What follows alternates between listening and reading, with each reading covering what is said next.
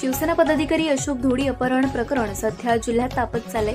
अशोक धोडी यांच्या कुटुंबांचे पालघरच्या तलासरी आणि घोलवड पोलिसांवर गंभीर आरोप। मुख्य संशयित आरोपी अविनाश धोडी यांना पोलीस चौकीतून पळवण्यात पोलिसांचा हात असल्याचा धोडी कुटुंबियांचा आरोप आहे। संशयित आरोपी अविनाश धोडी दारू तस्करी करताना पालघरच्या घोलवड आणि तलासरी पोलिसांना लाखो रुपयांचा हप्ता देत असल्याने पोलिसांनी आरोपींना मदत केल्याचा धोडी यांचा आरोप आहे। दारू तस्करीतून आरोपी अविनाश धोडी आणि त्यांच्या सहकाऱ्यांनी कोट्यवधींची माया जमवली असल्याचा आरोप। अवैध दारू तस्करीला अशोक धोडी अडचण ठरत असल्याने आरोपींनी अशोक धोडी यांचं अपहरण करून घातपात केल्याचा कुटुंबियांचा आरोप। याबाबत प्रसारमाध्यमांच्या प्रतिनिधींना त्यांनी प्रतिक्रिया दिली आहे। याबाबत पालघर पोलीस दलाचे पोलीस सखोल चौकशी करत असून अनेक पथके अशोक धोडी यांच्या शोध मोहिमेत व्यस्त झालेली दिसत। तो चौकीमधून पळून गेला तर त्याला शोधायला पाहिजे पोलिसांना। 20-30 लाखाच्या गाड्या त्याच्याजवळ आहे, 3-4 गाड्या आहे, टेम्पो आहे वाटतं, 2 गाड्या मासे पाळायला त्याचे सासरवाडीला आहे। ते पोलिसांना जप्त करायला पाहिजे। तो हजर नाही होत असेल तर त्यांना त्याची बायकोला चौकशीला बोलायला पाहिजे, नाहीतर बायकोला अटक करा, तेव्हा ते होणार, नाही तर असा येणार नाही हा व्यक्ती। मला पूर्ण हे विश्वास आहे का तोच व्यक्ती आहे, नाही त्याच्यासोबत मित्र असेल, ते मला एवढं माहित नाही, पण एकटा माणूस हा करू शकत नाही, एवढा हा लबाड माणूस आहे।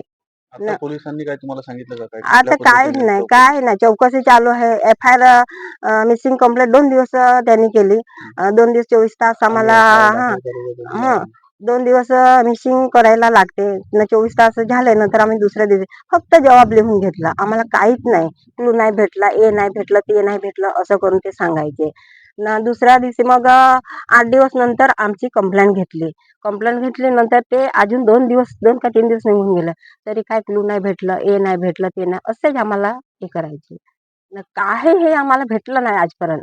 काय गाडी पण गायब आहे, ते पती पण गायब आहे, काहीच नाही। आरोपी पकडले ते पण ते अजून काय झालं ते काय कळलं नाही मिळत आम्हाला।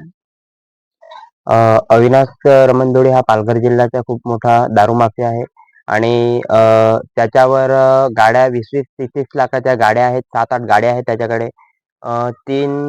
त्याच्यावर स्कॉर्पिओ 3 आहेत, 20 एक 25 लाखाची स्कॉर्पिओ आहे आणि S10 त्याच्याकडे ती 20 लाखाची गाडी आहे आणि स्कॉर्पिओ एमहॉक ती 10-15 लाखाची गाडी आहे आणि सियाज गाडी जी आहे ती चोरीची गाडी आहे त्याच्याकडे आणि पिकअप आहे, महिंद्रा बोलेरो पिकअप, ती दुसऱ्याच्या नावावर त्याने घेतलेली आहे आणि 2 त्याच्याकडे स्विफ्ट आहेत।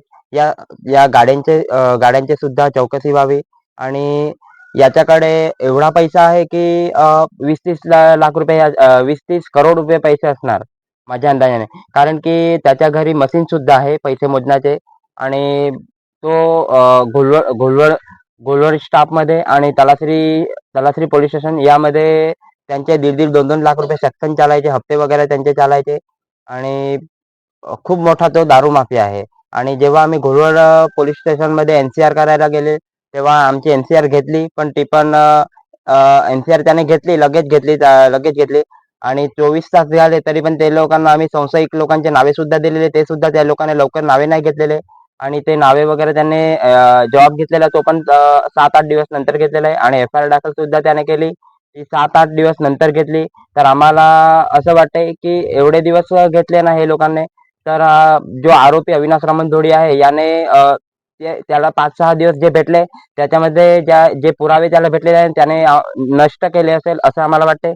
आणि दुसरी गोष्ट तो फरार झाला म्हणजे आम्हाला असं आता वाटतंय की घोलवड पोलीस स्टेशन यांचा पण हात असेल असं आम्हाला वाटत आहे आणि जे बाकीचे पुरावे बाकी आहेत ते तो नष्ट करायला गेला असेल असं आम्हाला वाटतंय आता।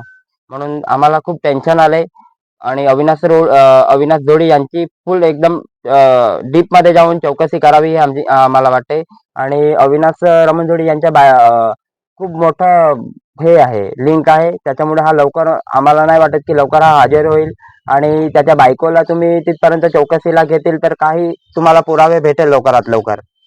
तो अवैध दारू तस्करी करायचा, यात कुठेतरी तुझ्या वडिलांचा त्याला अडचण वाटत होती का किंवा तक्रारी करायचं, ह्या संदर्भात काही असं वाद होता का? हो, तो दारू माफिया आहे म्हणून वडील त्यांच्यावर अर्ज वगैरे देखील द्यायचे. कोकण भवन इथे नाही, आपल्या एसपी ऑफिसला त्याने वडिलांनी अर्ज सुद्धा दिलेले आहेत. एसपी ऑफिसला तरी डीवायएसपी ऑफिसला पण अर्ज दिलेले आहेत आणि डहाणू शाखा एक्साईजला पण अर्ज सुद्धा दिलेले आहेत. तरी पण त्यांच्यावर काही कारवाई दिसून सुद्धा आलेली नाही आहे आजपर्यंत. आणि त्याच्यावर गुजरात स्टेटमध्ये 11 गुन्हे दाखल आहेत. 11 गुन्हे गुजराती स्टेटमध्ये दाखल असून सुद्धा घोलवडी स्टाफने काय हे घेतलेलं नव्हतं. त्यांना आम्ही संशयित लोकांचे नावे दिलेले, तेव्हा ते लोकांना व्यवस्थित ठेवायला पाहिजे. कुठेतरी आर्थिक हितसंबंधातून हे झालंय असं वाटतंय. अं, पैशाच्या देवाणघेवाणीतून हो, हे पैसे सगळं- आम्हाला असं वाटतंय की अविनाश जोडे यांनी आम्हाला म्हणजे गावकरी लोक पण सांगायची, त्यांचे माणसं म्हणजे आम्हाला दुसऱ्यांकडनं ऐकू आलं की अविनाश जोडेकडे एवढा पैसा आहे की तो घोलवडी स्टाफ पर्यंत पैसे पूर्ण खरेदी करू शकतो, असं सर्वांना लोकांना पण सुद्धा तो सांगायचा की पैसे माझ्याकडे खूप आहेत, मी काय पण करेन, मला कोणी काय करू शकणार नाही करून तो सांगायचा. आणि गोष्ट म्हणजे अशी की त्याच्याकडे एवढा पैसा आहे की त्याच्या घरात मशीन सुद्धा आहे.